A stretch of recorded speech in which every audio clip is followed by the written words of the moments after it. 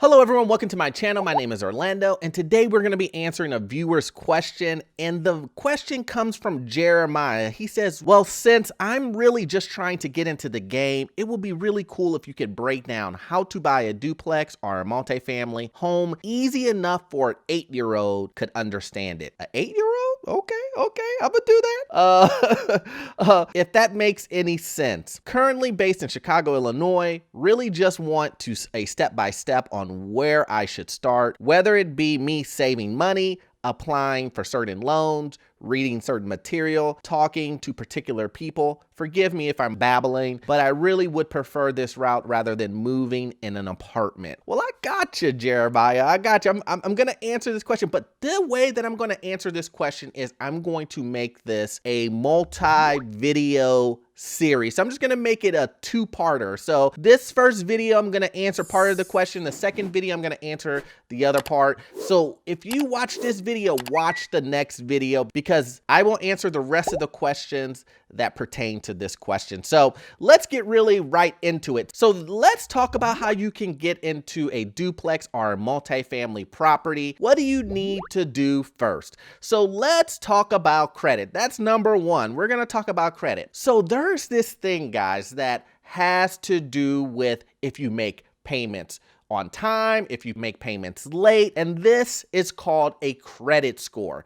Now, your credit score is determined once again by if you make payments on time, in a timely manner. If you are late, they will report you on that. They have 30-day, 60-day, 90-day, 120-day late. So banks are going to basically determine if you're worthy to even have credit or for them to extend you a credit, basically a loan on this property. And you need this to get into the property. This is where you need to start. If you have bad credit, this will hinder you.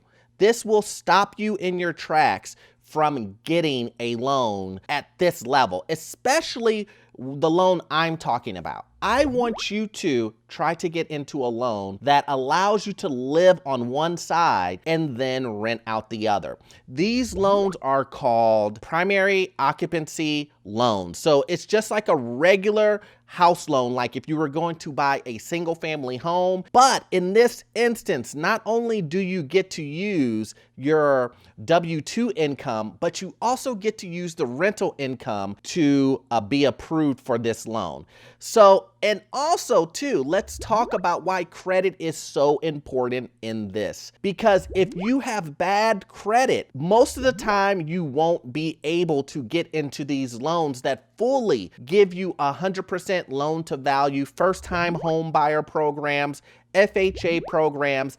All of these loans have contingencies inside of them that basically say if your credit is XYZ, you cannot get this loan.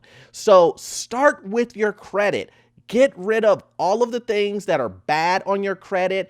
Try to get rid of your collections and try to get rid of your lates. If you can't get rid of your lates, you need to start making payments on time and allow those bad dings on your credit to try to be something in the past that will not hurt your credit as much being upfront. And when I say upfront, I mean this year, the year before, right? You want it to be 4 years ago when you missed that payment or you had a collection or something like that. So that's on the credit tip. Let's talk about number two. Number two is finding the property. You want to go out and you want to look on Zillow, see if a lot of these homes are in your price range. How much do you think you can afford? What I want you to do is I just want you to look at your income and determine what is it? How much can I afford? You do not want to go over 50%.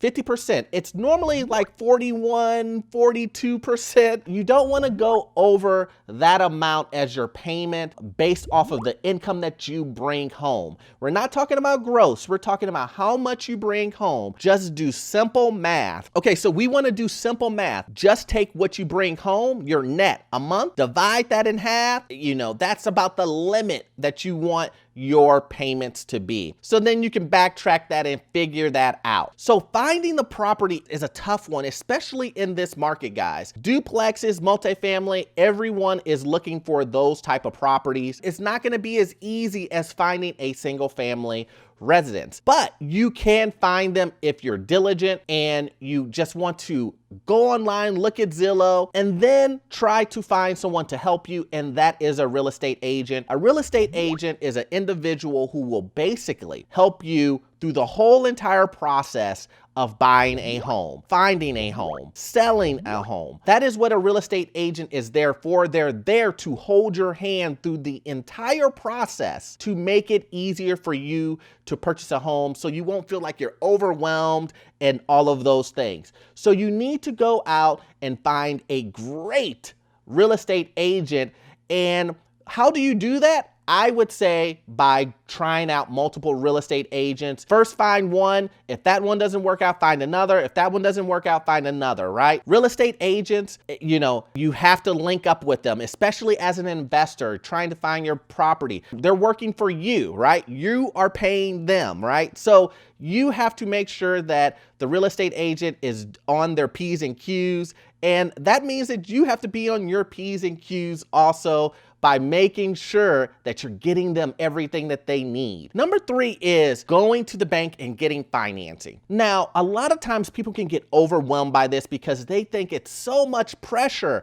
Like, I don't know what they're gonna say. I don't know what they're gonna do. I don't know this. And let's just make this easy. I know we can all prepare for this, but not everyone is going to understand all of the math that comes along with the financing. So the best way to go about this is go to multiple banks. Go to the bank that you bank with first, then maybe seek out a credit union, then seek out another bank, and go to these banks and speak to the loan officers and tell them your situation.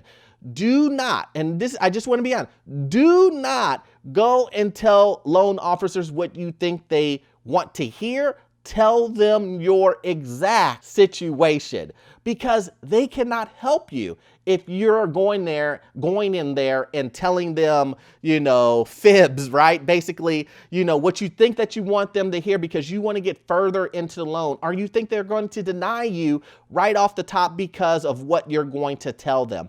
It is better, guys, for someone to give you a fast no than a long no. How would you like to spend a whole month going through this process only to find out that the reason why they are turning you down is your credit? They could have turned you down on your credit immediately. And that's what you want so you can move on.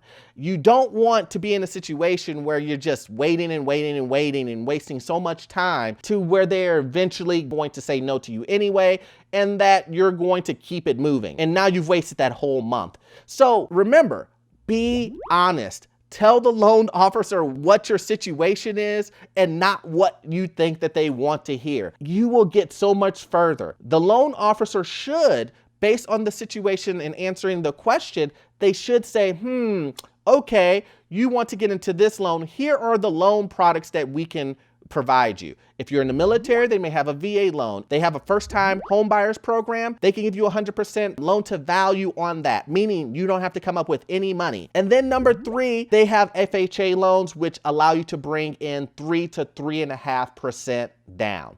So if you can flow into one of those, this will allow you to get the financing that you need to get into your first rental property, guys. So I hope I answered your question, Jeremiah, and I hope you got value out of this content. I'm gonna need you guys to watch this next video. It is a continuation on Jeremiah's question. Please watch that video. It will help you get into your first rental property. And I also have videos that will talk about this crazy housing market. I will catch you guys in the next one. Thanks.